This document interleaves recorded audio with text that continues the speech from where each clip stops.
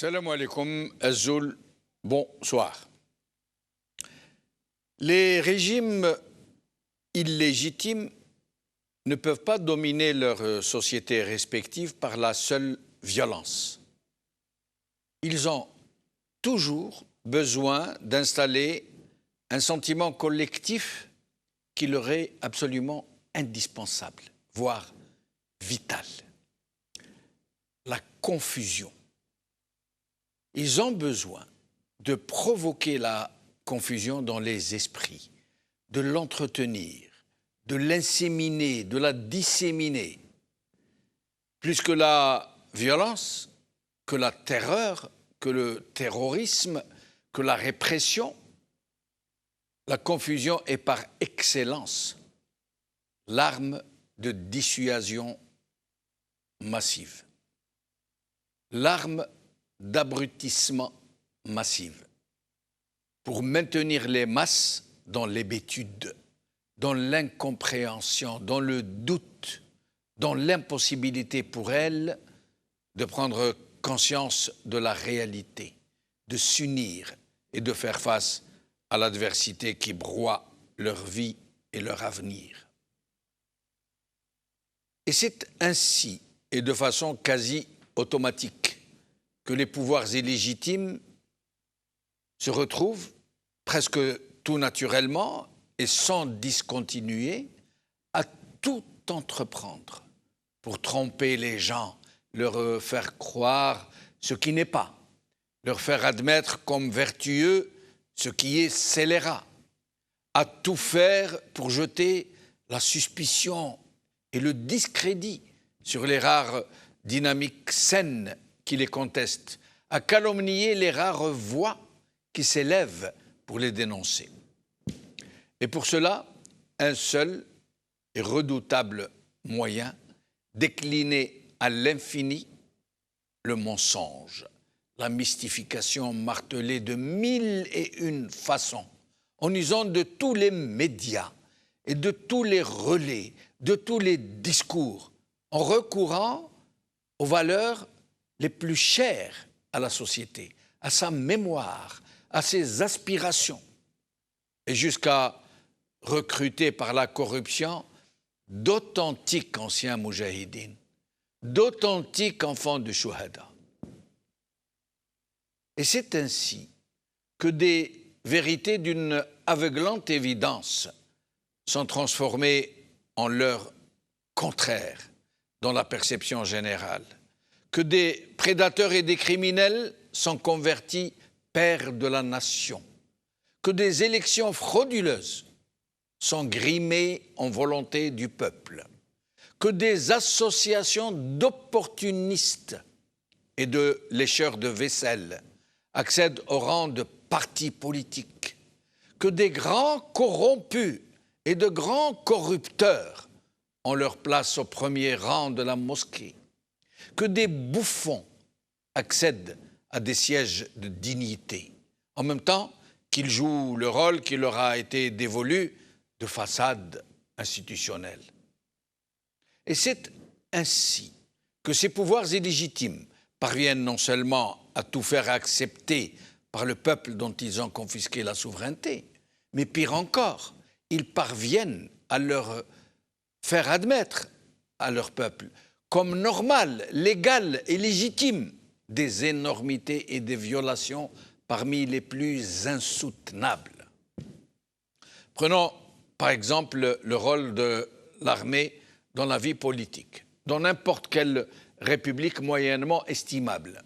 L'armée est censée demeurer dans son seul rôle de défense de l'intégrité territoriale et se placer strictement sous l'autorité des représentants légitimes du peuple. Elle est qualifiée de grande muette parce qu'il ne lui est pas permis de s'exprimer politiquement en tant qu'institution, en tant que corps.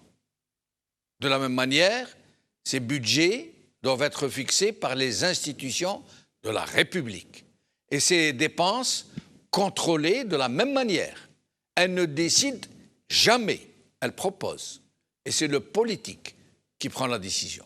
Elle ne déclare jamais la guerre, mais elle l'a fait si on le lui ordonne.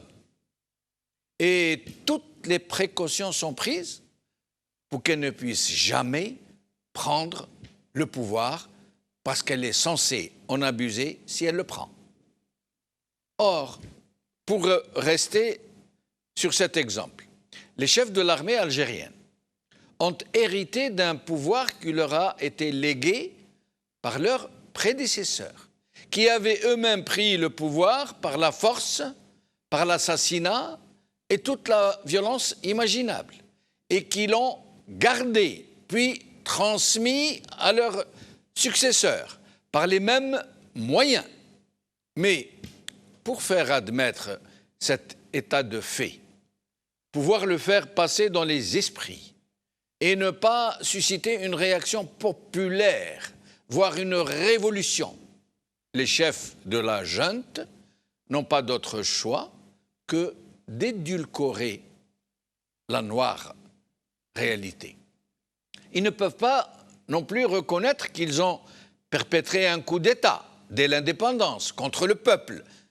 Et donc ils affirment qu'ils ont été contraints de prendre le pouvoir pour éviter que l'ancienne puissance coloniale n'impose ses valets. Ils ne peuvent pas reconnaître qu'ils ont commis un putsch contre un président qu'ils ont eux-mêmes imposé au peuple, en attendant de prendre le pouvoir. Alors ils choisissent de faire appeler leur coup d'État sursaut révolutionnaire. Ils ne peuvent pas avouer qu'ils ont empêché la volonté populaire de s'accomplir après des élections transparentes. Alors ils martèlent qu'ils sont les sauveurs de la République et qu'ils ont empêché que celle-ci ne soit précipitée dans la barbarie et le Moyen-Âge. Lorsque, pour leur propre survie, ils se sont crus obligés de faire assassiner un président de la République, qu'ils ont lui aussi imposé au peuple, alors ils font en sorte qu'il soit assassiné en direct à la télévision. Mais ils disent et ils font dire qu'il a été assassiné par les islamistes, même si le tueur est un lieutenant de l'armée. Le tout récent président qu'ils ont lui aussi imposé au peuple par une grande fraude électorale, malgré un boycott historique. Ce même président a affirmé devant des journalistes étrangers qu'il est le président le mieux élu depuis l'indépendance. Mais il ne suffit pas pour ces régimes d'affirmer ce qui n'est pas, voire même le contraire de ce qui est. Ça ne passerait pas et pourrait même provoquer une réaction massive.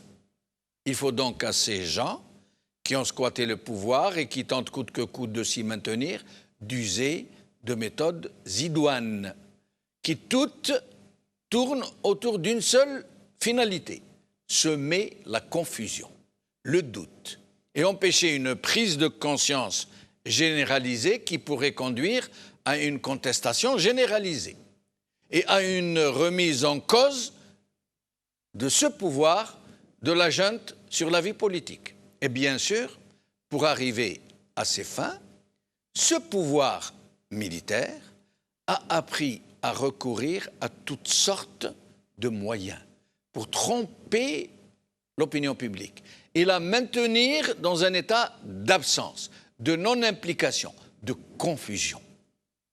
Des moyens médiatiques, partisans, associatifs, tribaux, religieux, en plus de la corruption de masse, de l'achat de la paix sociale, de l'usage de mercenaires politiques pour véhiculer la calomnie, la discorde entre les citoyens, pour agiter les épouvantails du terrorisme, de la main étrangère et autres méthodes aussi nombreuses qu'elles sont redoutables. L'essentiel étant de faire oublier que les chefs de l'armée ont tout simplement la réalité du pouvoir et que la volonté populaire est un vain mot.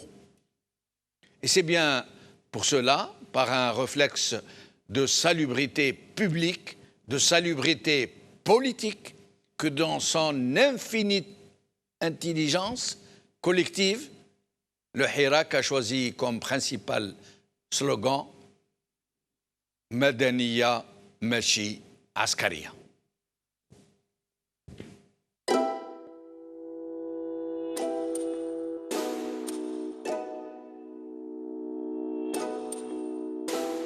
يما كتري من الدعاوي ولادك راهم خارجين يمشيوا على الحرية يما ولادك متحضرين طالبين ديمقراطية هاك الورد زيد الياسمين في مسيرة سلمية عالتغيير معولين اليوم الشعب ليبرال ليبرال الجيري ليبرال ليبرال ليبرال الجيري اليوم الشعب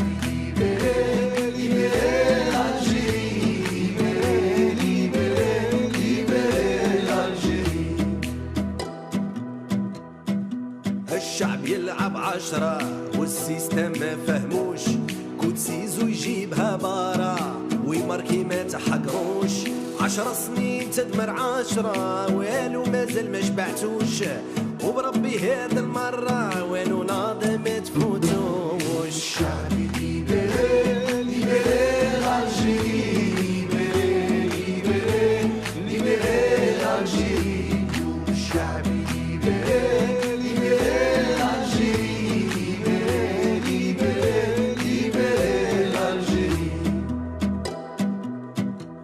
يا بلادي بكاو كدموع ميساج كاع المسؤولين يونا مارك رانا منكم هادو 20 وحنا صابرين يا تزاير قلبي راه معمر يوم نسمع صوتي خلوني نهضر سلمية انا ما جيتش نكسر نقول الحق ما رانيش مخسر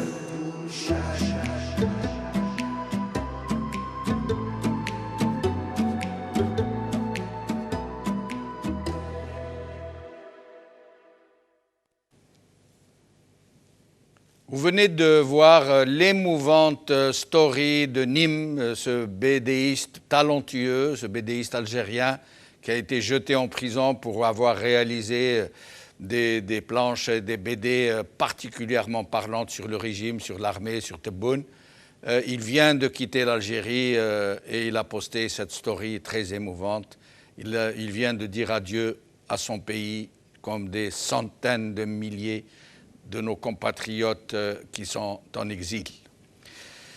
Pouvoir des généraux en Algérie, la confusion, c'est le titre de notre émission d'aujourd'hui. Et j'ai le plaisir donc pour en parler de recevoir Mohamed Yacoub, militant politique du FFS. Mohamed Yacoub, merci d'être avec nous. Merci, bonjour à tout le monde. Et j'espère qu'on passera un moment honorable où on apportera des éclairages concernant la situation sociale, à la fois sociale et politique, qui est prévue en Algérie. Merci. Et je vous remercie, vous et Mohamed Ben Issa, militant, d'avoir bien voulu porter le masque pour encourager nos compatriotes à se préserver.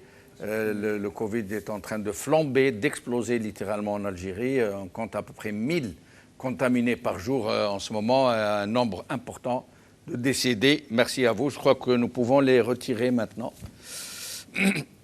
Alors, mes chers amis, d'abord, avant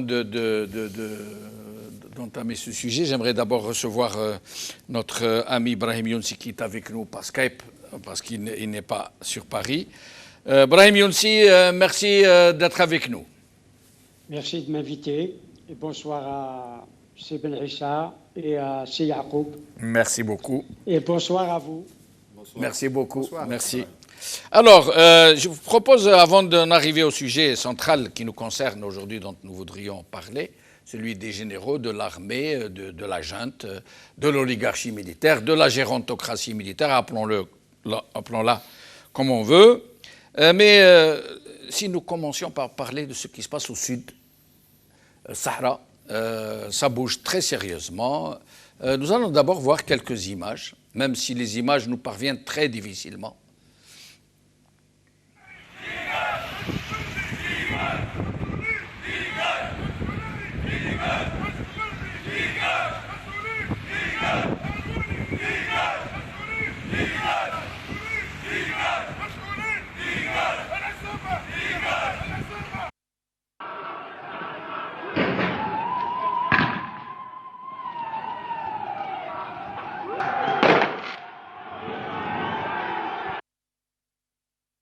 الدول لوضع حل ورفع الغبن عن الجنوب بصفة عامة وولاية تقرت بصفة خاصة.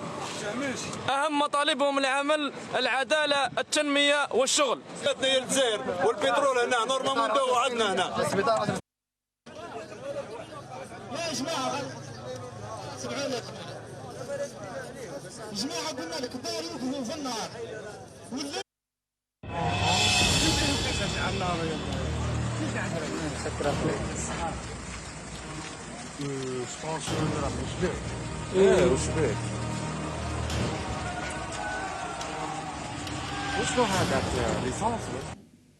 Alors, j'aimerais vous montrer aussi, mes chers amis, une image un peu difficile dont nous ne sommes pas sûrs, nous sommes parvenus. Ce sont des policiers qui sont en train d'allumer des pneus. Je ne sais pas si elle est vraie. Donc, on a essayé de vérifier. La tenue semble être la même. On a vérifié avec les autres uniformes, mais sous toute réserve, regardons ces images.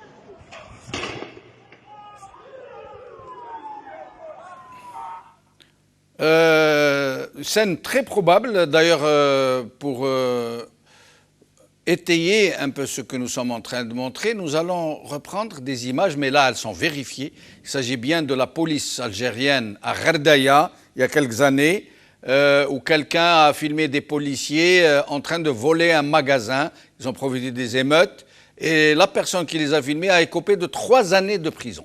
Regardons ces images, à Gherdaya, la police.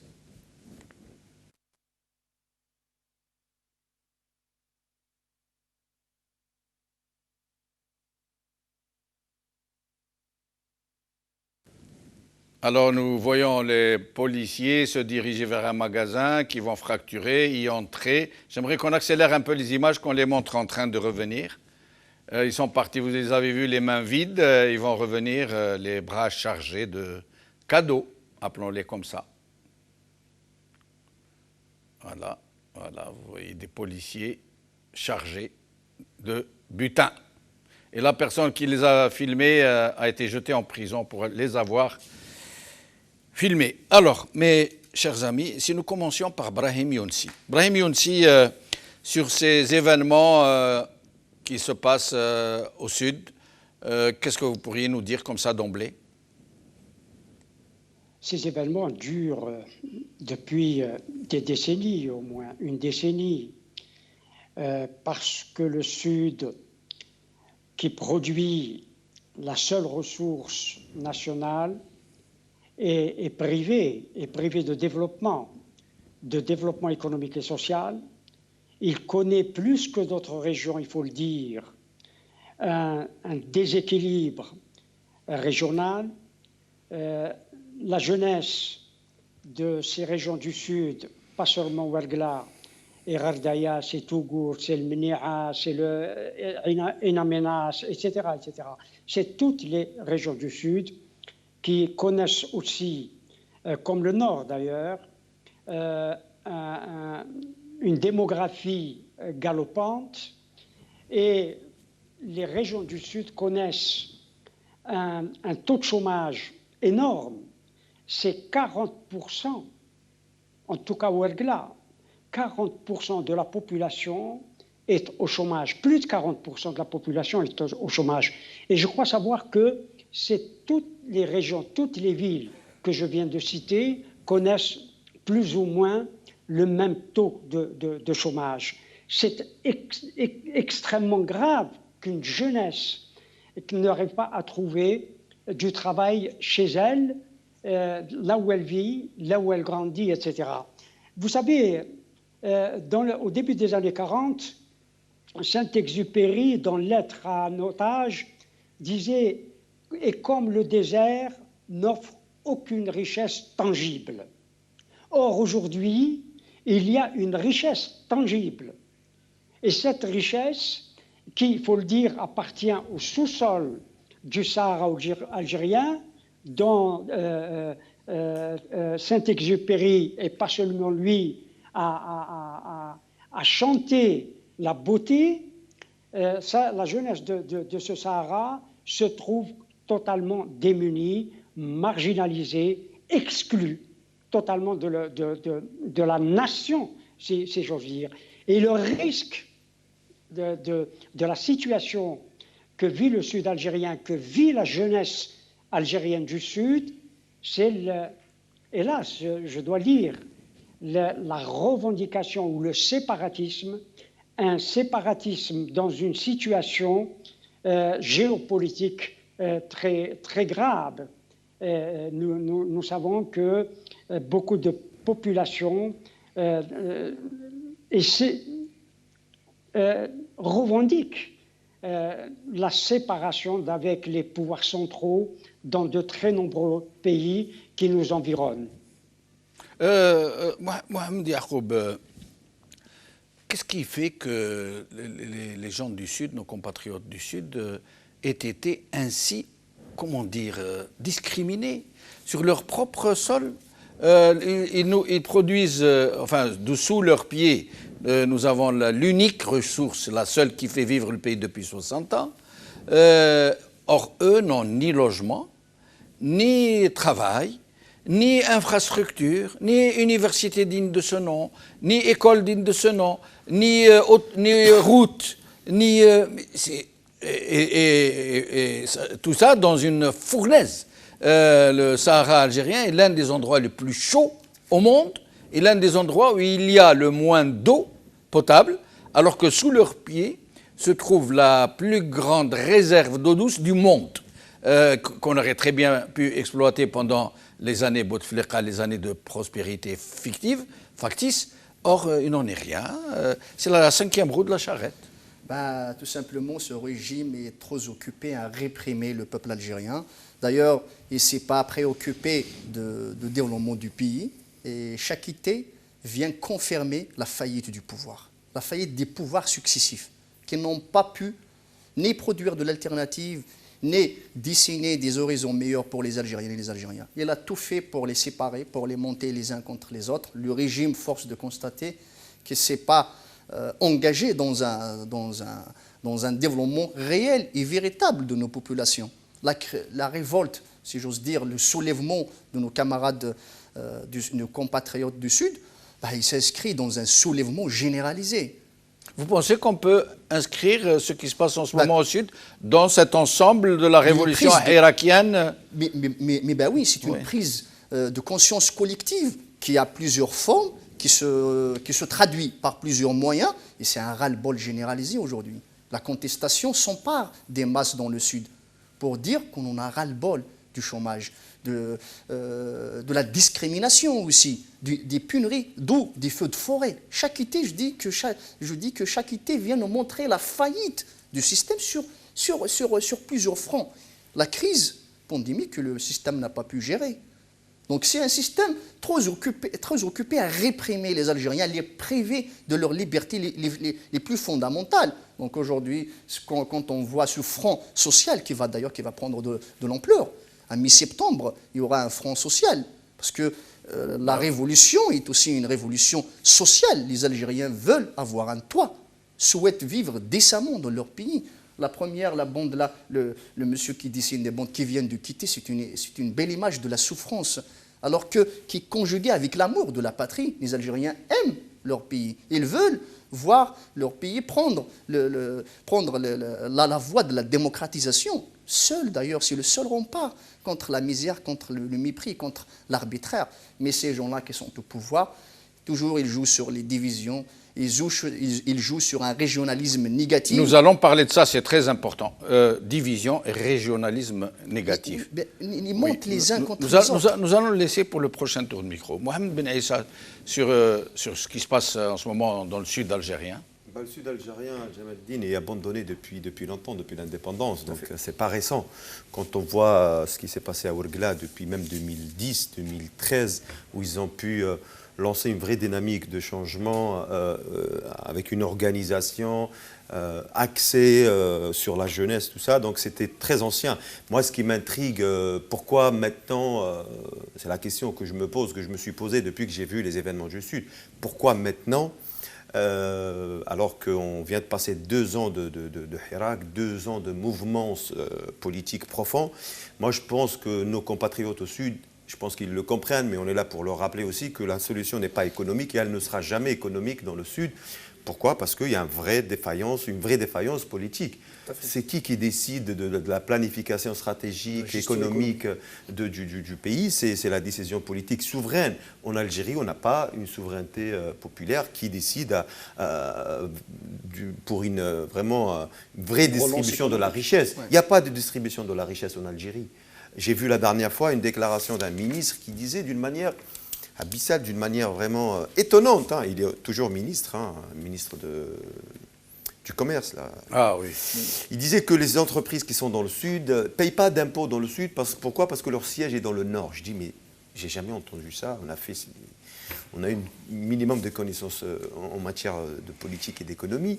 Ce n'est pas possible. L'État récolte les ressources économiques et puis distribue, notamment en Algérie, on est dans un État centralisé. Donc la première responsabilité est une responsabilité politique. Moi, j'invite nos compatriotes dans le Sud de ne pas tomber dans ce piège des revendications socio-économiques et sociales.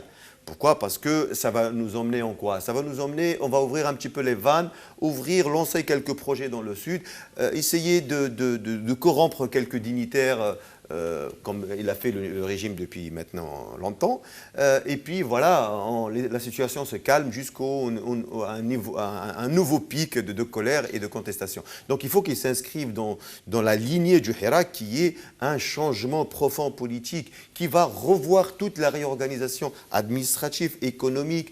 Pourquoi pas aller vers une vraie régionalisation en Algérie qui va vers un vrai contrôle populaire de ces représentants politiques, une vraie distribution de la richesse. Oui, le Sud, il nous fait vivre tous les jours, mais le Sud ne profite pas. Justement, comment pourriez-vous demander à des populations privées de tout, qui ont un problème de chaleur? La plupart des Sahraouis n'ont pas de climatiseur. Climatiseurs, généralement, c'est les gens qui viennent du Nord, qui ont les moyens de se les offrir. La plupart des gens du Sud vivent dans des maisons très vétustes, parfois avec des toits en tôle de zinc. Je les ai vus de mes propres yeux. Il fait très, très chaud. Ils mangent très mal. Ils n'ont pas accès à l'eau potable de qualité. Ils n'ont pas de travail. Ils ne peuvent pas faire face aux besoins de leur famille. On ne peut pas leur demander comme ça, de but en blanc, tenez, il faut vous confiner dans des revendications hautement politiques et laisser tous ces aspects logistiques de côté. C'est un peu difficile. Non, mais moi je dis qu'ils ont fait ça. Le peuple algérien, depuis plusieurs années, il a fait que ça. Il faut rappeler que Jamel, pendant 20 ans de règne de Bouteflika, on a connu des centaines de milliers de mouvements contestataires, de rues coupées, de pneus brûlés. Mais est-ce que ça a changé la réalité des Algériens? Effectivement, non. C'est la question que je me pose. Ce n'est pas pour renier leurs conditions. Vraiment, je suis très affecté par ce qui vivent nos compatriotes dans le Sud. Mais je me dis, il ne faut pas qu'on refasse les mêmes erreurs jusqu'à l'infini. Et surtout, après le sursaut du Hirak.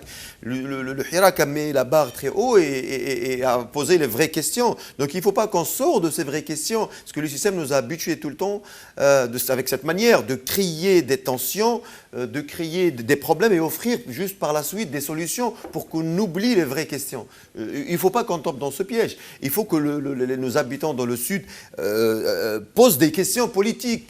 Donc il faut que nos compatriotes dans le Sud ne demandent pas le départ du Wali, parce qu'on sait que le Wali applique une décision qui vient du centre, une décision centralisée. Donc le Wali, il est pour rien, entre parenthèses, on sait que c'est les représentants.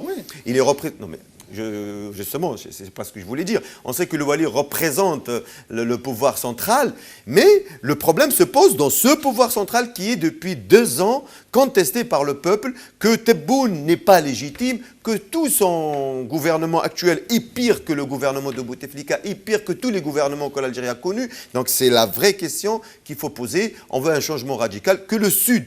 Et ne pas oublier que le pouvoir a tout le temps joué pour couper le Sud du Nord. Il faut que le Sud et le Nord s'allient, se rallient sur les causes qui sont les mêmes. Un vrai changement en Algérie qui est un changement politique, économique, social et culturel à la fois. Vous voulez dire quelque chose? Moi, j'ai peut-être une autre conception de la chose. Moi, si j'ai un appel à faire, c'est un appel au calme et à la vigilance. Moi, je pense que les revendications socio-économiques ont toute leur place dans cette révolution politique. Sauf, il faut les coupler, il faut les conditionner à l'émergence d'un état de droit. Il est de notre droit de réclamer, d'exiger un toit décent, un travail décent, d'exiger une santé de qualité, de l'éducation de qualité, une sécurité de qualité. Aujourd'hui, on voit la police, ce n'est plus une police républicaine, c'est une police répressive au service du régime. Donc, moi, personnellement, je pense qu'il n'y a pas de problème à ce que les populations soulèvent des revendications sociales. Justement, moi, j'encourage à ce que les Algériennes et les Algériens mettent en lumière les revendications socio-économiques. C'est parce que, c'est vrai, on est conscient que c'est la démocratie qui permettra aux Algériens d'avoir un toit, d'avoir un travail, d'avoir accès à la sécurité sociale, d'avoir accès au travail, d'avoir accès à la santé. On le sait, mais je pense qu'il faut le démontrer d'une manière claire et de l'inscrire dans cette belle révolution qui a une aspiration à un état de droit, d'institution, de justice sociale, d'égalité, de pluralité, de diversité et de progrès. Et est-ce qu'on peut demander au système, au pouvoir, qu'on est sorti depuis 2 ans, contester son existence et sa vraie légitimité, de nous faire des solutions, de nous offrir des solutions économiques et sociales? Ce n'est pas possible, c'est contradictoire. Donc, un système qui arrive et qui est en fin de vie, qui est en déliquescence totale, comment ce système peut se renouveler de l'intérieur et proposer des solutions? C'est ça la question qu'on pose vraiment au sein du Hirak. C'est vrai, on sait très bien que le pouvoir va jouer sur les... Alors, nous allons demander à Brahim Younsi son avis pour que ce ne soit pas qu'entre vous deux. Brahim Younsi, sur ce sujet. J'ai pour habitude de dire, et je crois que tous les politologues le disent, que les questions sociales sont des questions politiques et les questions politiques sont également des questions sociales. Je crois que les deux questions, le politique et le social, vont toujours ensemble. Nous parlons souvent, pour associer les domaines, que l'économie est aussi sociale, et nous parlons du socio-économique et du socio-politique. Ce n'est pas contradictoire. Ce n'est pas contradictoire. Un de vos deux invités, je ne sais pas lequel, a dit que la démocratie allait offrir beaucoup de perspectives. C'est vrai, sur le plan politique. Mais sur le plan économique, il faut du travail. Et dans un pays comme l'Algérie, c'est par le travail que l'on produit et ne pas compter simplement sur la monoressource sur laquelle nous vivons depuis 40 ans ou 50 ans. La question des questions est que dans le Sud, me semble-t-il, et que cette jeunesse dans le Sud, dans toutes les villes du Sud, ce n'est pas l'immédiat qui les inquiète, mais c'est l'avenir. Et c'est vrai que, comme le disait M. Ben Issa, c'est le changement politique qui, ipso facto, j'allais dire, changera la question sociale.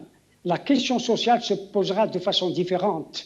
Et vous l'avez dit, c'est Jamal, excellemment, dans votre introduction, dans votre éditorial, à savoir qu'aujourd'hui, s'il y a effectivement des questions sociales et des questions sociales criardes. L'ensemble des citoyens algériens, de la population algérienne, vit une situation sociale dramatique. Que ce soit dans le sud, elle est plus prégnante dans le sud, mais elle l'est également dans le nord du pays. C'est que le peuple récupère sa souveraineté, vous l'avez dit excellemment. Il s'agit d'une question de souveraineté populaire. Que le peuple se mêle de façon directe de ses affaires.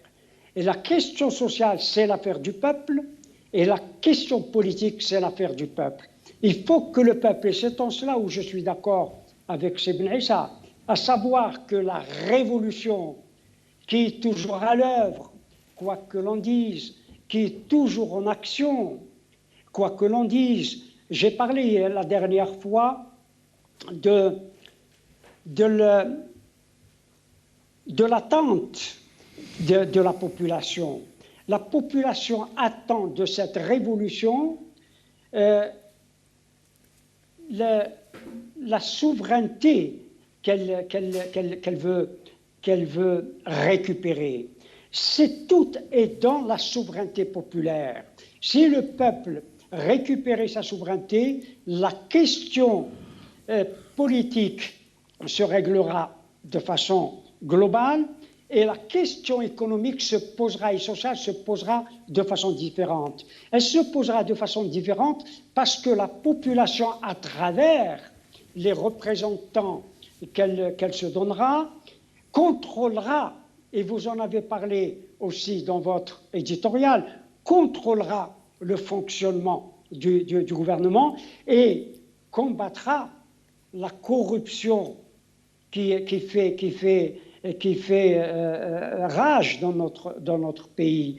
C'est la corruption qui a gangréné le système que nous connaissons, qui fait que la population ne bénéficie pas, et vous avez parlé de redistribution, et il n'y a plus de redistribution à faire ou à donner.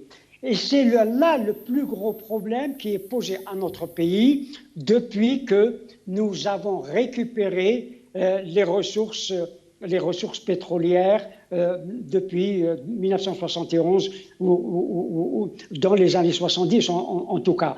L'Algérie s'est retrouvée avec une manne pétrolière financière importante et cette manne financière n'a pas servi au développement économique et social, mais elle a servi à la prédation. Et alors, en plus de la prédation, de la corruption que vous avez évoquée, il y a en ce moment au Sud une subversion qui ne dit pas son nom et qui fait rage, qui cherche donc à blanchir le régime en rejetant toute la faute sur les autorités locales, bien sûr, qu'on met en avant, le bouc émissaire, le wali, le sous-préfet. Non, on va les enlever, on va enlever le préfet, le sous-préfet, le maire, mais pas seulement. C'est aussi cette subversion qui fait feu de tout bois pour monter les Algériens les uns contre les autres, comme cela s'est pratiqué depuis le début du Hirak. Ah, les Kabyles, les Chaouïas, les Oranais qui sont venus vous prendre votre emploi, votre logement, mais quand il s'agit d'enseignants pour venir enseigner à vos enfants, ils ne veulent pas venir. Pour soigner vos enfants, ah non, ils ne viennent pas soigner, ils préfèrent travailler à Alger, Oran, Constantine. Et donc, en ce moment, il faut le reconnaître, il faut dire les choses par leur nom. Cette subversion est en train de faire rage et de détourner la colère, la légitime, la saine colère des populations du Sud contre leurs autres compatriotes.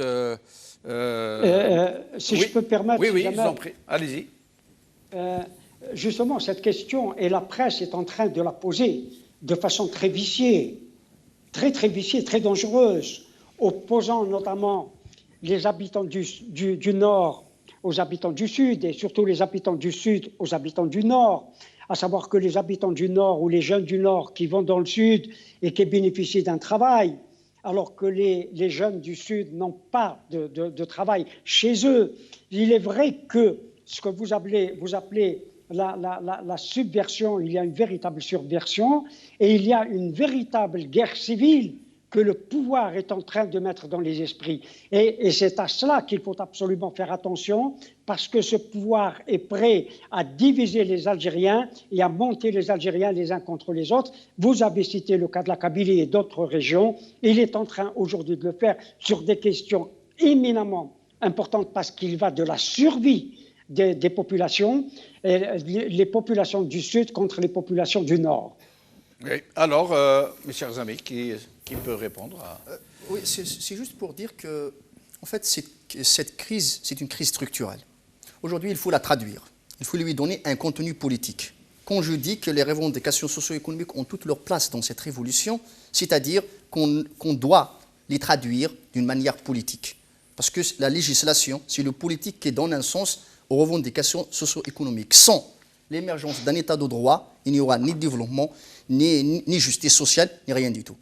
Sauf qu'aujourd'hui, les possibilités qu'offre le paysage politique, peut-être on discutera, mais une chose est sûre, c'est que les Algériens de cette région doivent rester calmes et ne pas tomber dans le piège. Parce qu'il est vrai que le régime peut tendre des pièges pour tenter d'embraser cette région, de la couper du reste du pays.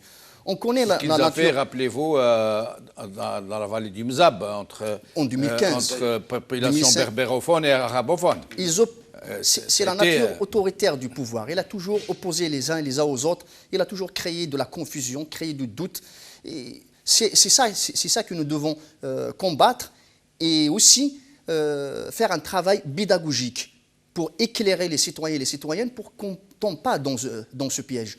C'est pour ça que moi je pense que ce que nous devons faire, c'est de traduire cette révolte, ce marasme, ce dégoût, lui donner un sens politique.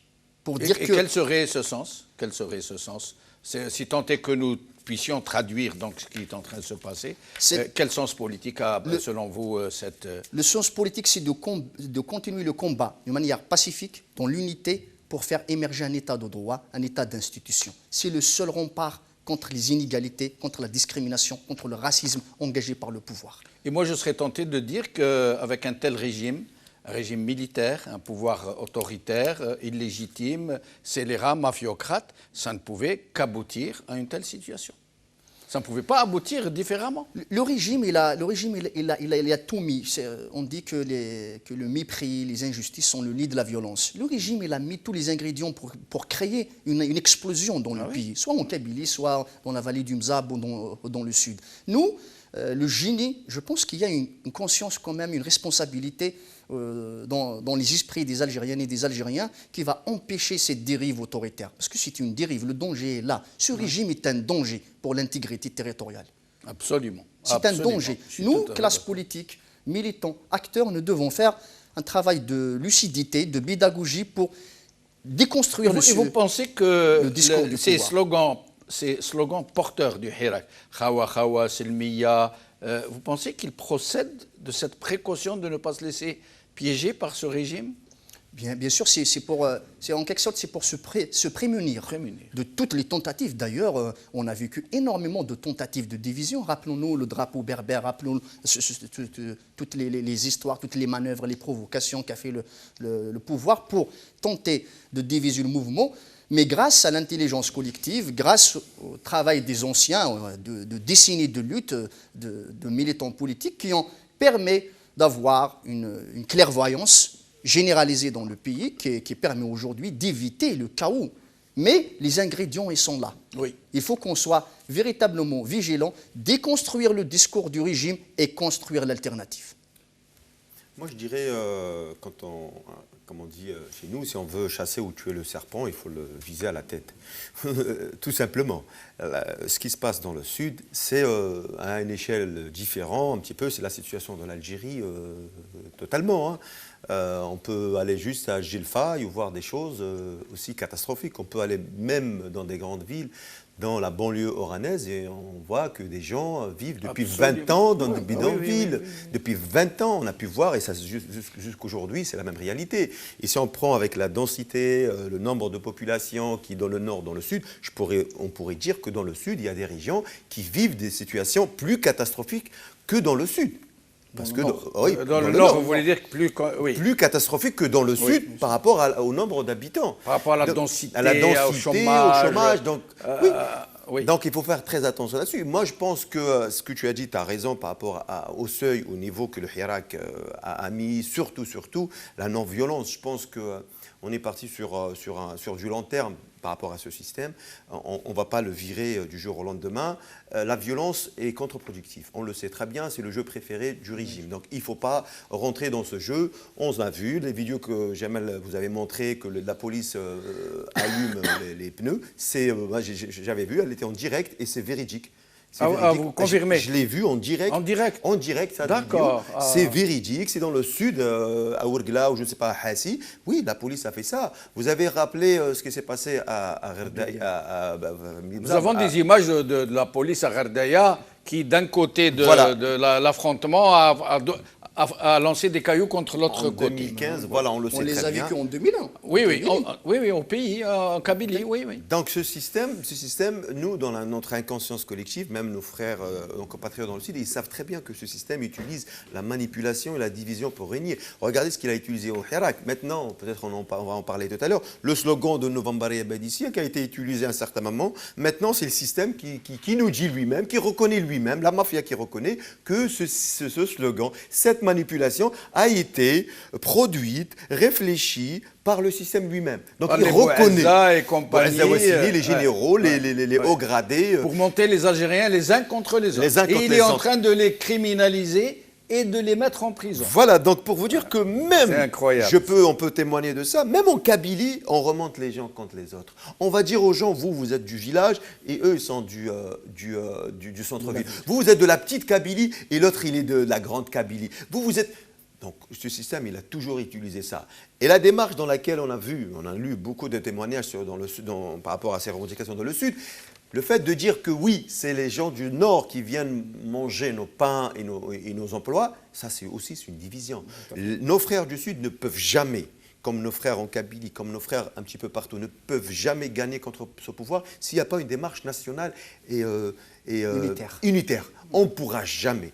Et on a pu faire peur à ce régime et pousser ses ailes et ses clans à se manger entre eux qu'au moment où on était soudés dans les rues avec les mêmes slogans. Alors justement, comme vous venez de le dire, Mohamed Ben Issa, si on veut tuer le poisson, il faut viser la tête parce que c'est le seul endroit où il est fragile, vulnérable. Le régime algérien, en fait, c'est quoi et il a fallu des années pour le reconnaître, tellement la peur était omniprésente, tellement l'intensité de la répression habitait tout le corps social. Peu de gens, il y a quelque temps seulement, pouvaient avoir le courage de dire c'est l'armée, ou plutôt pas l'armée, c'est les chefs de l'armée. C'est l'oligarchie militaire qui, depuis 1962, a mis le grappin sur ce pays, ne l'a plus jamais lâché. Brahim Younsi, comment pourrait-on aujourd'hui clarifier la situation tout simplement pour qu'on cesse de se mettre des œillères, qu'on cesse de se plonger la tête dans le sable, qu'on regarde les choses en face telles qu'elles sont réellement? Est-ce que nous pouvons dire aujourd'hui que c'est une oligarchie militaire, c'est une junte qui dirige le pays, qui désigne les présidents, qui montre la direction à prendre, qui distribue les fruits de la grande corruption, qui a un système de budget militaire totalement opaque. Personne ne sait ce qu'elle achète avec, personne ne la contrôle, alors que c'est quasiment presque la moitié du budget national en ces temps de crise, elle et les autres services de sécurité, bien sûr. Comment pouvons-nous dire les choses pour que les choses soient claires, pour qu'il n'y ait plus d'opacité, pour qu'il n'y ait plus d'esbrouf, pour qu'il n'y ait plus de brouillard, pour qu'il n'y ait plus d'embrouillamini? Brahim Younsi, comment peut-on mettre aujourd'hui les choses en place et les voir telles qu'elles sont réellement? Vous connaissez mon opinion là-dessus. Il est clair que le régime est devenu franchement et clairement militaire depuis le coup d'État du 19 juin 1965. Ça est clair. Depuis que l'armée ou l'état-major a pris de façon directe le pouvoir le 19 juin 1965, il ne l'a plus lâché. Et la confrontation a toujours été entre les militaires. Je m'excuse de vous arrêter, Brahim Younsi, juste une petite précision qui vaut le déplacement, je crois. C'est que Ben Bella, quand il a accepté que Boumedienne le place à la tête du pouvoir, il savait que Boumedienne était le chef d'état-major. D'un. Deuxièmement, Ben Bella a exigé de Boumedienne qu'il fasse de lui le ministre de la Défense et le vice-président. Et Ben Bella a accepté cela. Ça veut dire qu'en fait, le coup d'État a eu lieu du premier jour où Ben Bella a accepté de se laisser installer par des militaires. Peut-être, mais je ne partage pas votre opinion. Mais je crois que c'est un autre sujet. Mais l'essentiel de l'essentiel est que l'armée a pris de façon directe le pouvoir le 19 juin 1965, et cela est clair. Cela est clair. Et puis la confrontation, toutes les confrontations qui ont eu lieu après le 19 juin 1965 ont eu lieu entre les militaires. Et souvenez-vous de la tentative de coup d'État de 1965 du chef d'état-major, ou de celui qui était le chef d'état-major, voilà, Tahar Zbiri. Et il y avait des tentatives, et beaucoup de tentatives de coup d'État, de palais, entre 1967 et jusqu'à aujourd'hui d'ailleurs, et on l'a vu avec appelons-le comme cela, le coup d'État que Gaïd Salah a fini par faire à ses camarades de l'armée. Et ce sont les généraux, notamment les Taufir et d'autres encore, qui ont été mis en prison. La confrontation s'est passée entre des militaires, entre les généraux. Et cette confrontation continue. Le peuple n'est pas dupe de cela. Je dois dire que même, je ne vais pas donner de nom, même certains opposants, et vous le savez, c'est Jamal, ont demandé à Boumedienne de faire un coup d'État à Ben Bella. Tout le monde s'est adressé à l'armée. Vous avez dit tout à l'heure, d'ailleurs, qu'il n'était pas président de la République, Mohamed Boudiaf, que Dieu ait son âme, a accepté que l'armée, alors que le peuple, cette fois-ci, a voté clairement, et il a accepté alors qu'il le contestait en 1962. Il faut lui rendre justice là-dessus. Mais en 1992, il a accepté que l'armée l'installe au pouvoir. Je crois que beaucoup de nos historiques ont joué au feu avec l'armée. C'est clair, Ben Bella aussi a joué au feu avec l'armée. C'est clair. Et puis l'armée, on lui l'a mis pendant 15 ans en prison, en détention, l'a enfermé pendant 15 ans. D'ailleurs, il dit, si j'ai fauté, j'ai payé, et si je n'ai pas fauté, que Dieu pardonne à ceux qui m'ont enfermé pendant 15 ans. L'armée est au centre, et elle a toujours été au centre, même pendant la lutte de libération nationale, sous une autre forme, l'armée, l'ALN, a été au centre de la politique.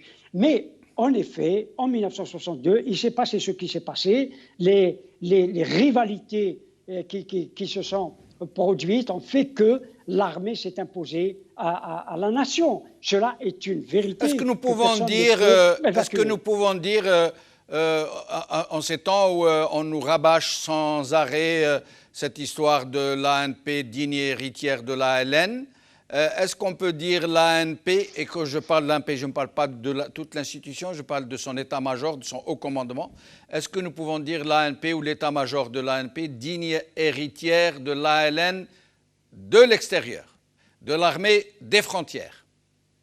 D'après vous, je ne sais pas si l'on doit dire cela, parce que ceux qui aujourd'hui tiennent les rênes de l'armée et du pouvoir n'ont pas de lien avec l'ALN. Ils n'ont aucun lien avec l'ALN. Ceux qui ont eu un peu de lien avec l'ALN l'ont eu sur le tard. Vous voulez dire de l'ALN de l'intérieur? De l'intérieur et même de l'extérieur. Non, de l'ALN de l'extérieur. Tous les dafistes, quasiment, faisaient partie de l'ALN de l'extérieur. C'est ce que je veux dire. Mais cet ALN de l'extérieur, les dafistes ont rejoint très tard. Très tard. Jusqu'en 1961, par exemple, entre autres. Absolument. Et c'est vrai que Dieu et son âme, Houari Boumdine, a composé avec les dafistes parce qu'il savait que les dafistes ne pouvaient que lui être fidèles et que ceux qui avaient la légitimité de la lutte, du combat, etc., allaient lui contester. D'ailleurs, Taj Biri, qui était un des premiers moudjahidines dans la wilaya 1, et lui a contesté le pouvoir à un moment ou à un autre. Et tous ceux qui étaient de l'ALN, authentique qu'elle soit à l'intérieur, parce que la majorité des djounoud ou des officiers qui étaient à l'extérieur venaient d'où? Ne sont pas tombés du ciel, ils venaient de l'intérieur, parce que l'armée française les a repoussés vers l'extérieur, vers notamment la Tunisie. Et c'est le GPRA qui a fait que ou le CNRA qui a fait que l'état-major existe et qui a placé Houari Boumdine. Oui, mais là, c'est une autre histoire. Voilà. On la laissera pour. Absolument. Mais aujourd'hui, le système, le régime dont nous avons hérité est un système ou un régime franchement militaire. C'est une dictature et il faut lui donner son nom. C'est une dictature et une dictature militaire. Cela est clair et il n'y a pas de doute à cela. Mohamed Yacoub, une dictature militaire. Pourtant, elle n'exerce pas directement le pouvoir. Pourtant, elle est tellement attachée aux élections qu'elle les couvre elle-même, qu'elle les surveille elle-même, qu'elle les impose elle-même et qu'elle force quasiment les gens à aller voter, qu'elle menace même pour que les gens votent. Une dictature militaire qui ne gouverne pas directement, pourquoi? C'est une dictature militaire avec une façade civile, politique, tout simplement. Véritablement, le régime algérien est un régime militaire. Parce que c'est une succession de coups de force, de coups d'État. Depuis d'ailleurs le premier coup d'État contre l'Assemblée nationale constituante, contre le GPRA, l'assassinat de Aben, ainsi de suite. Il y a eu énormément de coups de force et de coups d'État. Aujourd'hui, le régime militaire perdure en Algérie. Hussein Ait Ahmed l'a bien dit depuis les années 90, quand il a fait un mémorandum en 2002 aux généraux, décideurs. C'est les véritables détenteurs du pouvoir réel en Algérie. En les appelant à négocier les modalités de l'amorce d'une véritable transition capable d'entraîner le pays vers la démocratisation et le progrès. Mais ces généraux persistent. Ils ont pris en otage l'institution militaire, ils ont pris en otage les institutions de la République, ils ont pris en otage le destin du pays. C'est une armée, il n'est plus républicaine. Est-ce qu'ils ne sont pas conscients des périls qui font peser sur le devenir même de la nation, aujourd'hui, qui n'ont plus les moyens de leur méthode? Ça veut dire qu'ils ne peuvent plus corrompre. Ils n'ont plus cette ressource hydrocarbure qui coule à flot et qui leur permet de tout acheter. Et d'un autre côté, le peuple est en train de gronder. Il est en train de se redresser, de revendiquer sa liberté, sa dignité. Est-ce qu'ils ne se rendent pas compte qu'ils sont en train, avec leur subversion, de monter les uns contre les autres, de plonger le pays dans des aventures qu'on ne peut pas imaginer? Je pense qu'ils sont aveuglés par le pouvoir. Ils pensent que ce pays leur appartient. C'est comme ils l'ont hérité. Comment, je ne sais pas. Parce que le pouvoir a fini par rendre ces gens qui n'ont pas de bon sens. Ils n'ont plus de raison. On dit que le pouvoir est une addiction. Bien sûr. Là, ils sont en train d'entraîner le pays vers sa perte. Ils ne mesurent pas, parce qu'ils sont aveuglés par le pouvoir. Et vous pensez qu'ils vont accepter comme ça de négocier leur départ? C'est pour ça que nous disons que cette révolution, nous comptons sur cette belle mobilisation pour imposer aux tenants du pouvoir, le commandement militaire, de négocier les modalités de leur départ. Il est temps, on ne peut pas continuer comme ça. Aujourd'hui, on a un chef de l'État non élu, un parlement non élu, une constitution qui n'émane pas du peuple, il est non élu, un régime isolé, tant sur le plan national, tant sur le plan international, une crise sociale qui guette le pays. comment voulez-vous qu'on aille en avant? Et ces gens restent sourds aux problématiques, aux aspirations de pans entiers de citoyens et de citoyennes qui viennent de toutes les voies viennent d'Algérie et dans toutes les migrations. On appelle véritablement à un sursaut, à une transition politique véritable, capable d'engager le pays dans la voie de la démocratie. C'est très intéressant. C'est vrai ce que dit moi. C'est dramatique. Ces gens ne sont pas conscients qu'ils sont en train de précipiter le pays dans l'aventure. Ils ne sont pas conscients qu'ils sont cernés de tous côtés, que ce n'est plus possible pour eux de continuer comme ils faisaient jusque-là. Moi, je pense qu'ils sont conscients. C'est vrai, il y a l'ivresse et la dépendance au pouvoir, mais ils sont dans un écosystème qui fait qu'ils sont soutenus par beaucoup de puissances occidentales, la France en l'occurrence, l'Espagne et d'autres pays. Pour leurs intérêts propres. Pour leurs intérêts propres, et ils savent très bien que l'étranger a besoin d'un gouverneur faible, illégitime, pour pouvoir... Donc ils sont dans un écosystème. Aussi, ils ne peuvent pas sortir de ce tourbillon dans lequel ils sont. Pourquoi ils sont impliqués dans la décennie noire, Chingriha et d'autres, jusqu'à Tofir, c'est ce qu'on entend dans les bruits de couloir, que les Européens, souvent, c'est avec cet argument qu'on les tient, que voilà, vous allez finir dans les tribunaux pour répondre à ce que vous avez fait à Ben Talha. Donc ils sont pris dans les pièges, et parlant de la corruption et de ce pouvoir, donc ils sont pris dans la boue. Ils ne peuvent pas reculer, ils ne peuvent pas, parce qu'on a vu, dès que tu commences à vouloir sortir un petit peu ta tête du lot, on va te sortir cet argument de la corruption, alors qu'ils sont tous corrompus.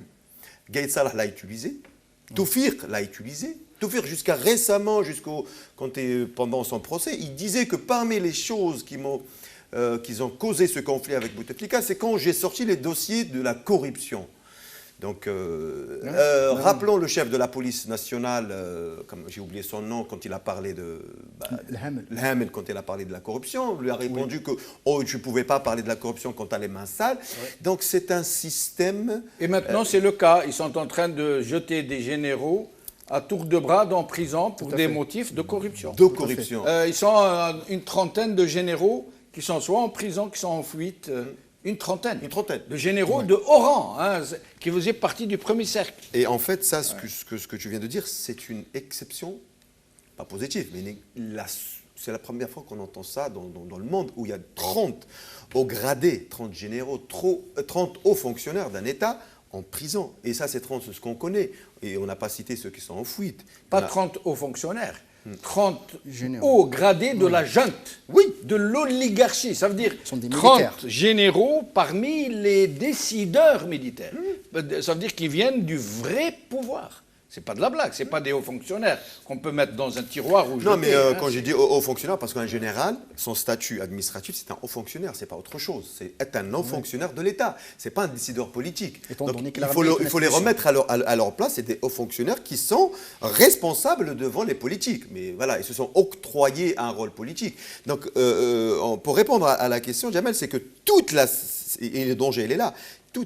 Cette institution, qui est une institution régalienne au cœur de la souveraineté populaire, elle est corrompue, rongée du haut au bas par la corruption et par cette dépendance à l'argent sale, rentrer par dans le clanisme, par cet esprit mafieux, dans les violences, dans les crimes. Et les crimes, crimes de sang.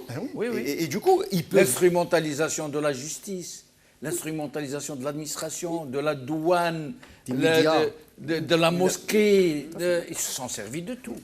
Et c'est eux qui gèrent le pays, tout le monde le sait. Du coup, quand on est responsable et quand on est impliqué jusqu'aux dents, on ne peut pas lâcher du jour au lendemain. Et c'est grâce, toujours revenons au Hirak, s'il n'y avait pas le Hirak, on ne serait pas là pour parler de ça. C'est grâce au Hirak qui a mis, c'est pour ça quand on parlait du Sud tout à l'heure, il a mis la balle au centre. C'est quoi la balle au centre? C'est qu'on n'en parle plus de Tebboune, on n'en parle plus des Wali, on n'en parle plus de Premier ministre. On parle des vrais décideurs qui sont cette junte militaire qui doit... Donc on est d'accord, les vrais maîtres du pays, ce n'est ni Tebboune, ni les ministres, ni Ce sont les généraux qui sont à la tête. C'est devenu jamais une évidence. Une évidence. Ce qu'on appelle une constance politique en Algérie. Ils ne peuvent plus se cacher derrière des façades en trompe-l'œil. Et la preuve, c'est fini parce que, regardons juste un an et demi de Tebboune. Tebboune, quand il était malade, qui a géré le pays? Qui a fait la promotion de la Constitution? Qui commente le travail du gouvernement? Du temps de Bouteflika, et ça, il faudrait qu'on y revienne un jour. Le vrai patron, ce n'était pas un général. C'était même pas le président Bouteflika. C'était son frère. Après sa maladie, les dernières années. Il venait lui brouter aux pieds. Après sa maladie. Il les faisait attendre dans la salle d'attente. Saïd Bouteflika, après la maladie de son frère. Il a pris le contrôle d'une telle façon que l'armée lui mangeait dans la main. Une question, un tour de micro très intéressant que vient de susciter moi, Yacoub. Brahim Younsi. Pourquoi ces généraux, qui sont pourtant très entourés, très conseillés, très riches, certains sont milliardaires en dollars, pourquoi ne comprennent-ils pas qu'il est de leur intérêt maintenant de négocier leur départ? Ils peuvent partir sans qu'il leur arrive quoi que ce soit, ils peuvent même sauver leur fortune, ils peuvent vendre et acheter, et puis ils ne vont pas partir du jour au lendemain. Ils pourraient partir en 2 ans, 3 ans, parce qu'une transition, ça prend du temps. Pourquoi ils ne sont pas tentés plutôt par une telle dynamique qui pourrait nous épargner des malheurs, qui pourrait leur permettre de s'en aller à bon compte, qui pourrait sauver les meubles? Pourquoi s'acharnent-ils à ne choisir que la plus mauvaise solution, s'imposer par la force, la violence, la subversion, quitte à faire exploser le pays, quitte, à Dieu ne plaise, à provoquer une guerre civile? Brahim Younsi? Je ne vous entendais pas bien. Oui. Mais vous avez compris à peu près ce que... J'ai compris. D'accord. J'ai compris. Il y va de leur survie s'ils cédaient de cette manière le pouvoir. J'entendais un de vos invités parler, parce que je ne les vois pas toujours, parler de république. Nous ne sommes pas en monarchie, donc le système n'est pas héréditaire, mais tout comme nous ne sommes pas, en tout cas, en république. Il y a une sorte, et nous en avons parlé sans la nommer, nous sommes dans une sorte de coterie qui est dans le patrimonialisme et qui s'est accaparé à la fois de l'État et de ses richesses. Pour partir, il est extrêmement difficile. Et la révolution du 22 février 2019 leur a déjà mis un pied hors du périmètre qu'ils se sentent accaparés.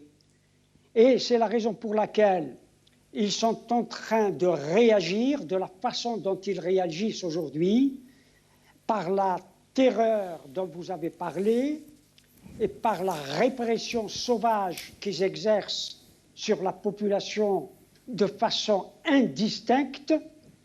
Toutes les catégories sont frappées, tout le monde est à la même enseigne et personne ne doit bouger. C'est la politique qui est suivie, et je crains que cette politique de terreur va même augmenter d'un cran, voire de plusieurs crans dans les jours ou les semaines qui viennent. Ils ne lâcheront jamais ce pouvoir si la population ne s'unit pas pour poursuivre cette révolution jusqu'à son terme. Parce que des enjeux sont considérables pour eux. C'est des questions de vie ou de mort pour eux.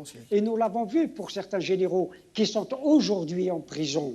Et il y en a, vous venez d'en parler, il y en a une cinquantaine de généraux qui sont aujourd'hui en prison. Il y a une guerre sans merci entre ces officiers supérieurs qui ont fait de l'Algérie et du peuple algérien ce qu'il est. Que ce soit les gens du Sud, les gens de l'Ouest, les gens de l'Est, les Kabyles ou les non-Kabyles, les Arabes ou les non-Arabes, c'est l'ensemble de la population qui est aujourd'hui, et même hier, des années précédentes, depuis déjà un certain nombre de décennies, que la population algérienne est sous la botte d'une coterie militaire, et c'est cette coterie militaire qui continue et qui se succède ou qui chasse les uns pour les mettre et restez avec nous, à leur passe. Brahim Younsi. Alors, Mohamed Yacoub,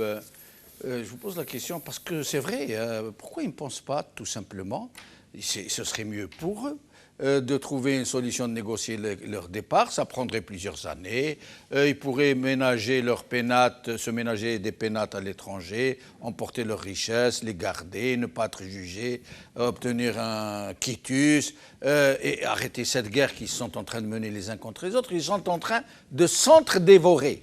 Peut-être qu'ils vont en arriver aux liquidations physiques. Pourquoi ils sont dans cette... Une chose est sûre, c'est qu'il y a une guerre de clans à l'intérieur du système. On le voit aujourd'hui. Il y a deux clans qui sont en train de s'entretuer. Comment savez-vous qu'il n'y a que deux clans? Peut-être qu'il y en a trois. Peut-être qu'il y en a quatre. Peut-être plus, oui, ouais. Peut-être. En tout cas, les deux pôles visibles, on les a bien identifiés. C'est une course pour le contrôle de l'appareil, pas pour sauver le pays. Évidemment. Pas pour le propulser en rond des nations libres, des nations souveraines, mais pour partager ce pays, pour continuer à le brader. Et c'est ça le danger, c'est que la lutte des clans, le peuple, ça ne nous intéresse pas. On ne s'inscrit pas dans la lutte des clans. Ils sont en train de faire tout ça pour rester au pouvoir, pour s'accaparer de l'appareil. Nous devons faire le contraire de cela, rappeler les fondamentaux de notre combat pour l'émergence d'un État de droit, d'une république véritablement souveraine, d'un État, d'institutions véritables et qu'on en finisse avec la dictature militaire. Pourquoi, d'après vous... Moi, je pense que la question des dossiers énoncés par notre camarade Mohamed, elle est pertinente. Les uns détiennent des dossiers sur les autres. Il y a aussi la pitié de l'Occident. Il y a aussi, ils donnent des comptes à l'Orient avec leur doctrine arabo-islamiste. Ils ont quand même un projet en Algérie. Donc, ils sont un petit peu... Ils n'ont pas d'issue, ils n'ont pas d'alternative. Ils ne veulent pas, d'un autre côté, ils ne veulent pas l'alternative que l'opposition propose, que le peuple propose, c'est le départ pacifique. Mais pourquoi sont-ils en train de s'entre-dévorer? Je pose une question très, très simple. Est-ce parce que c'est une lutte pour le pouvoir de clans contre d'autres, ou est-ce que parce que les moyens n'étant plus les mêmes, la recette ayant beaucoup diminué pour les mêmes fauves, les proies étant maintenant très insuffisantes, est-ce que c'est ça qui les précipite dans cette guerre? Je pense que ce n'est pas cela. Pour moi, je pense que la guerre des clans a toujours existé dans le système. Mais elle n'a jamais été visible. Oui, elle n'a jamais été visible à ce point. C'est le mouvement qui a donné une visibilité. C'est la pression populaire qui a fait que les clans sont en train de s'entretuer. Sinon, la nature du régime, c'est toujours comme ça. Parce que la problématique, c'est que nous, on n'a pas pu bâtir un État. Le régime a battu un pouvoir répressif. C'est ça. D'ailleurs, Mohamed Harbi l'a bien dit dans sa dernière... sur France 24, je crois. Oui. Il a dit que l'Algérie n'a pas pu bâtir un État, mais il y a eu un pouvoir qui s'est accaparé des institutions, de l'État et du pays, du destin du pays. Il a tout phagocyté. Moi, je pense aujourd'hui, ce qu'il faut qu'on fasse, nous, le peuple, je pense que le peuple, il était majestueux. Le peuple algérien a fait son devoir par rapport à la patrie, par rapport à la nation. Il est sorti par 10 millions dans toutes les rues d'Algérie et partout dans l'immigration. Aujourd'hui, je pense que la balle, elle est dans le camp de l'opposition. L'opposition démocratique. Quelle opposition? L'opposition démocratique, le tissu associatif, les syndicats, tous ceux qui portent l'Algérie dans leur cœur, qui souhaitent que ce pays se mette sur la voie de la démocratisation. Pourriez-vous discerner les uns des autres, les partis boustifailleurs qui sont à la mangeoire d'une véritable opposition, selon vous? Comment pourrait-on les distinguer les uns des autres? il y a un parcours, il y a des positions. Vous parlez pour votre parti, le FFS. Oui. Le FFS a failli lui-même manger à la mangeoire lors des élections. C'est pour dire les choses. Non, non, hein? il est clair. Il a failli de peu. Encore, si ce n'était pas les militants de la base, il serait présenté aux élections. Et c'est la vraie force de ce parti, c'est la base militante. Mais il y a un génie dans le pays, il y a des bonnes énergies dans le pays. Certes, les partis, les associations, le pouvoir, il a créé un désert dans le pays. Il faut se le dire, il a tout cassé. Je dois reconnaître que vous avez raison et vous êtes très généreux de le reconnaître. C'est vrai que notre peuple, malgré tout ce qu'il a subi, il est resté debout, Ben oui, il a fait quelque chose de remarquable. Ça fait 2 ans, pacifique, dans les rues, avec un génie, avec de l'innovation. Moi, je pense qu'il est temps d'aller vers une conférence nationale pour sortir avec une feuille de route où on discutera des contours de l'Algérie de demain, des modalités de transfert des pouvoirs, du rôle de l'armée dans la transition et de les ramener aux véritables décideurs, de les mettre devant le fait accomplir. Mohamed, c'est un très beau programme ce qu'il vient d'énoncer. Si ça pouvait être possible, est-ce que c'est possible? Est-ce que c'est possible d'aller vers une initiative, vers quelque chose de porteur qui puisse nous rassembler, qui puisse nous porter sur le vrai devant de la scène, ne plus laisser d'alternative à la junte? Hein? C'est la thématique, c'est le sujet autour duquel on parle depuis maintenant, j'allais dire presque 1 an. On a senti que la rue et la pression populaire arrivent c'est des cycles en fait. Le peuple, la masse, c'est pas pour dénigrer, mais en général, la population dans les rues, les mobilisations collectives, a fait son devoir. On arrive à un cycle. Ce qui devrait être fait logiquement et même un petit peu partout quand on suit à ce qui se passe ailleurs, c'est que les élites, ce qu'on dit les élites, les représentations, les syndicats, prennent le relais pour transformer, incarner, on l'a dit à plusieurs reprises ici, donner forme, donner vie, sens à cette pression populaire. Ça a été empêché pour plusieurs raisons.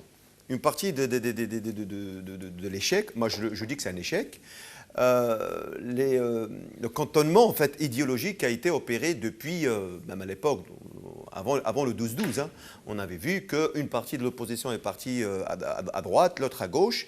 Il y avait soi-disant des démocrates progressistes, de l'autre côté des conservateurs.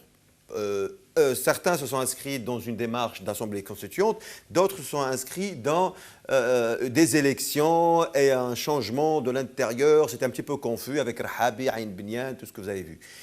Mais on a tout compris qu'il y avait une grande manipulation, que c'était vraiment une grande erreur à cette époque-là. Et c'était vraiment, moi je jugerais, si on va faire une étude rétrospective du Hirak et de ce qui s'est passé depuis 2019, je pense que l'erreur a commencé de là. L'erreur a commencé de là, on n'a pas pu s'unir pour former un front. Juste après, on a vu le système a très compris les enjeux. Et il a très bien commencé à jouer sur ce qu'on avait dit tout à l'heure, diviser la scène politique sur l'idéologie. Une partie, ce qu'on appelle les Novembari, Abadissia et les conservateurs, et de l'autre côté, les progressistes démocrates, entre parenthèses laïques. Et jusqu'à maintenant, on vit sur ça.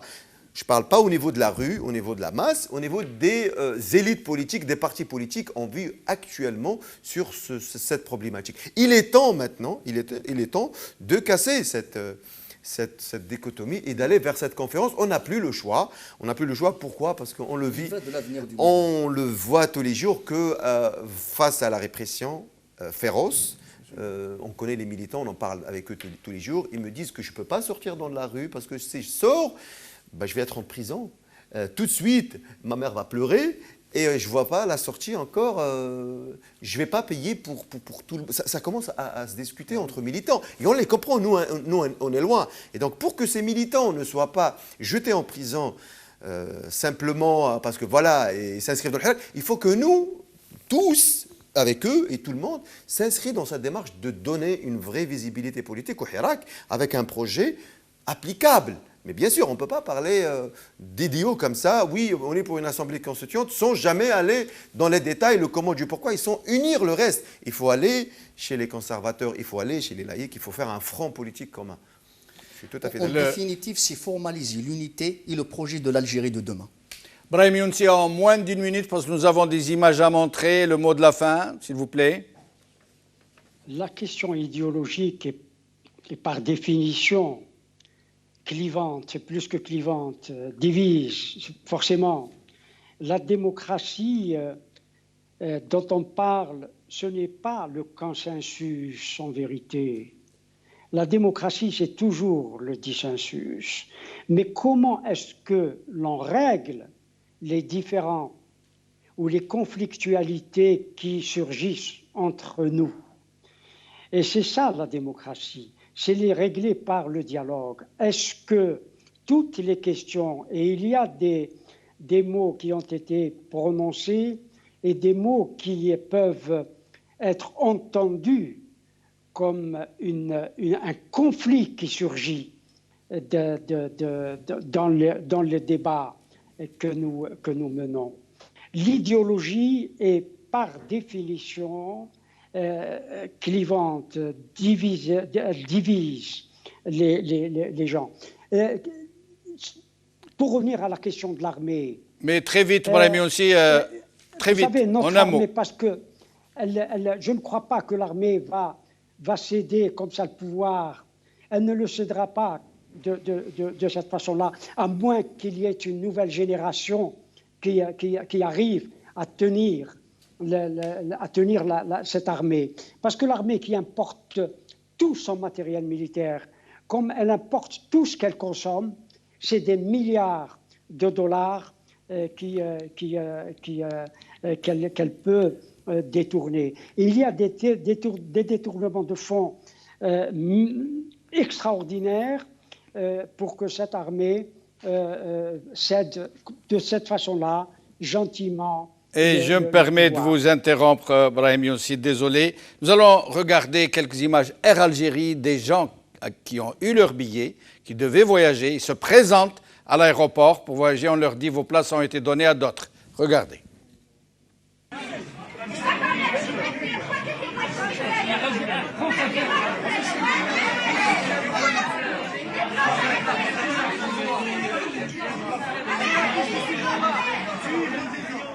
Un jeune, un enfant, un Algérien que ses parents ont emmené en Jordanie, en Turquie, un peu partout pour essayer de le soigner d'une maladie qu'on ne connaît pas, et qui est aujourd'hui bloqué en Tunisie devant l'agence Air Algérie. Regardez. السلام عليكم. صهيب راه في كمل الرحله تاعو تاع العلاج من الاردن لتركيا ومن تركيا لتونس، بصح راه مطيش امام الخطوط الجويه الجزائريه اللي في تونس. ديروا حل قبل ما يروح فيها الطفل، ديروا حل قبل ما يروح فيها الطفل، راه داير عمليه وداير شيمي، داير عمليه وداير شيمي. Et une note optimiste, et c'est comme ça que nous finirons toutes nos émissions à venir. Parce que ce peuple est fabuleux, il produit de belles choses, contrairement à ce régime qui l'exploite, qui l'opprime, qui le pressure. Chaque fois, nous allons vous montrer une image qui nous vient des enfants de ce peuple. Regardez, Slama, Silmiya, Silmiya, Khawa Khawa.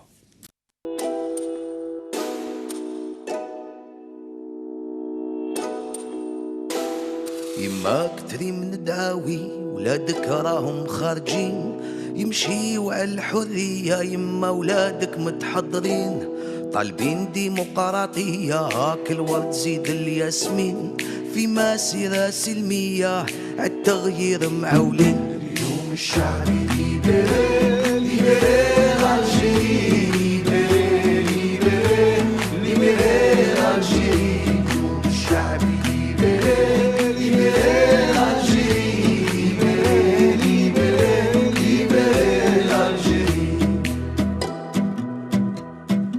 الشعب يلعب 10 والسيستم ما فهموش، كوتسيزو يجيبها بارا ويماركي ما تحقروش. 10 سنين تدمر 10 والو مازال ما شبعتوش، وبربي هذا المرة